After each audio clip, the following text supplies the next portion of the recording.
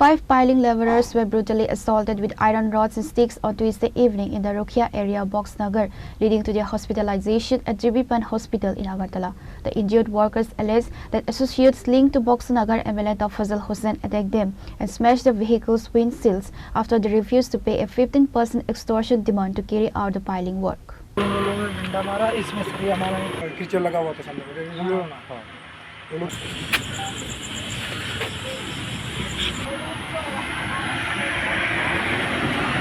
Following the violent clash, which has triggered widespread tension in the area, contractor Gautam Pal filed a formal case against MLA Tafazal Hussain with the Sipajala District Superintendent of Police. Piling का काम करने गया था तो उन लोगों ने पूछा तुम कितने आदमी हो, तो मैं 5 आदमी हूँ। तो बोला यहाँ क्या करने आया, मैंने पाइलिंग का काम करने आया। तो बोला कि यहाँ से गाड़ी ले जाओ। तो मैंने क्यों ले जाएं, तो बोला कि मैं विधायक ने भेजा, विधायक के आदमी हूँ। तो बोला तो मुझे परसेंट चाहिए। तो हमने परसेंट चाहिए, तो परसेंट आप बात करिए, मैं परसेंट कहाँ से, तो जाइए यहाँ से। तो मैंने चला जाऊँगा, तो वो डंडा अंडा और सरिया रोड से मुझे मारने लगे।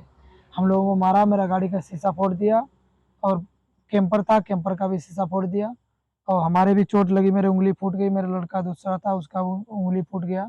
मैं गाड़ी भगा के लाया। Pure Report, Chini Khora.